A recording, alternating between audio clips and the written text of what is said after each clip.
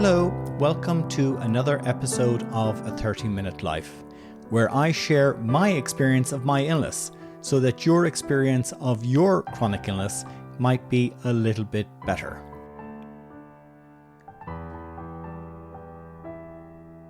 On May 30th, 2021, I wrote a post, World MS Day, Connections.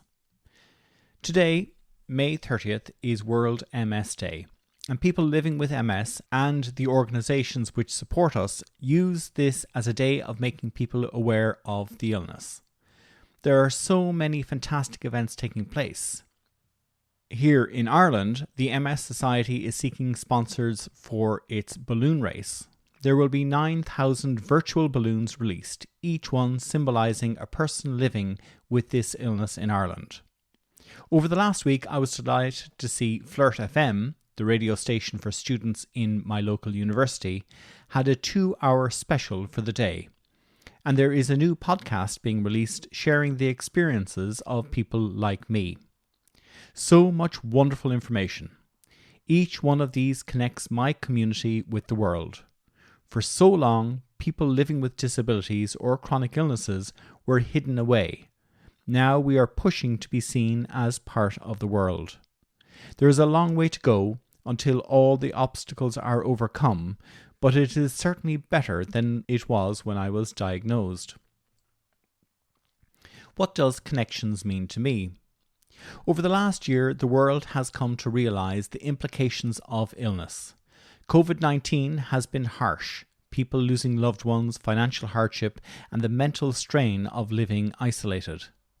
So much of this is the reality of illness, and is something of which I have become accustomed. The world reacted to this and started to develop ways of connecting which did not involve physically moving from one place to another.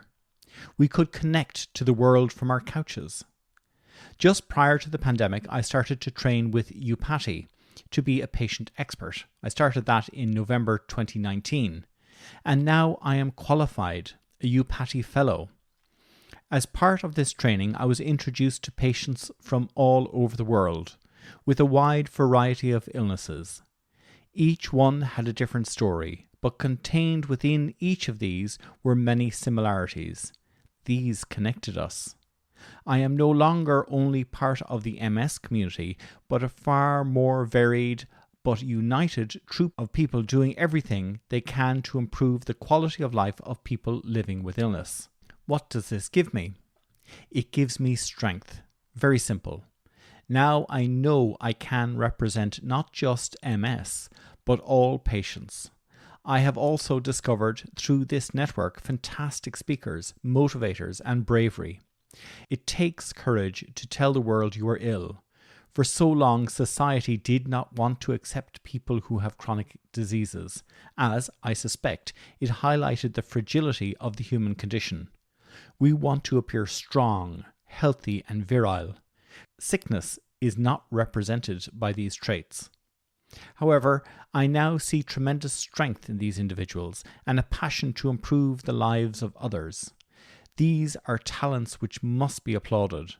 The world needs to know, just because we are weak in one aspect of life does not mean we don't have the power to overcome incredible obstacles. People like us, forced to find treatments for their disease. To achieve this, they have lobbied governments, corporations, and academic institutions pushing to get something done against incredible obstacles. This gives me the courage to step in front of the lights and to speak about my experience of illness. What next? I believe my community can connect with the wider world, starting locally, small, sharing what we have learned. These skills can be used in every field. Imagine how resilient young people could feel if we can teach them all we have learned battling against obstacles which many healthy people would run away from. They can, because there is possibly another route they can take to achieve success. We do not have this luxury, and so we learn how to be victorious because we have no choice. Could this be taught? Would society see us then as an asset, something to be nourished and applauded? This is my hope. Society can grow and become more than it is, by people like me doing our best to create connections across the divide of health, a bridge to be travelled freely over the chasm of disease.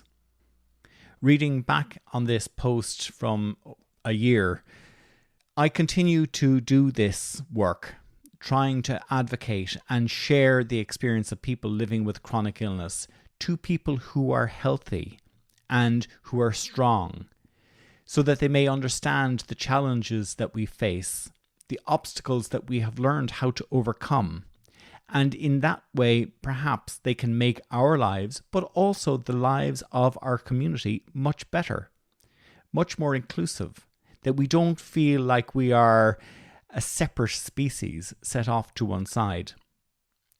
In Ireland, the social welfare system does an awful lot to push us to the bottom.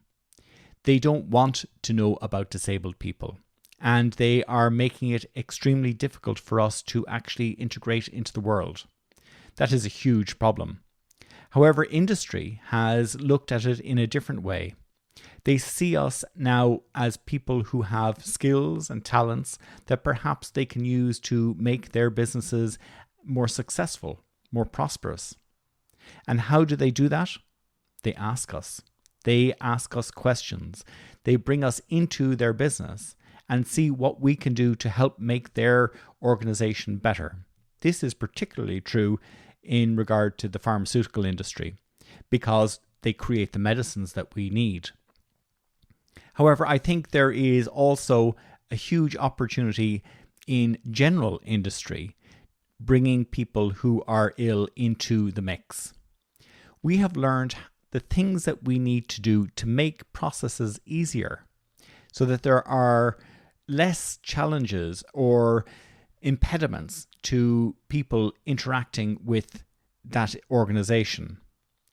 And to give practical examples of this, one of the things that I have done in the work that I've done as a research assistant or an embedded patient researcher is to make the materials that are used by the research team for the participants in the trial easier to use, easier to access.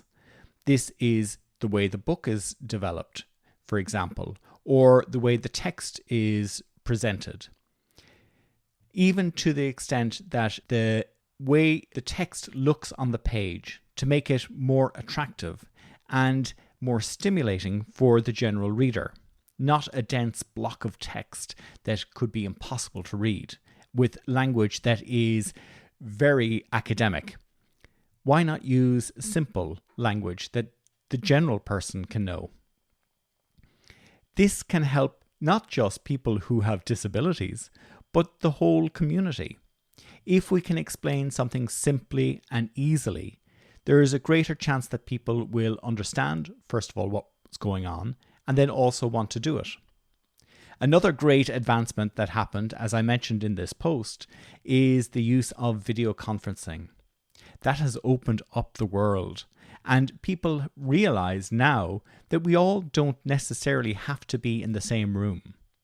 I know there are advantages to that. Those little chats that you have walking out of the room, that's when you make those connections. But in the absence of that, it is possible to have a conference online. It is possible to have meetings online. And you can maybe not get the full impact of a face-to-face in-person event, but you can get 75% of the way there. And that is something that we as people with disabilities need, but I think society needs it too. Thank you for listening to A 30-Minute Life. If you have the time, could you please write a review or share this podcast with your friends? It helps more people hear about the experience of one person with MS. Goodbye.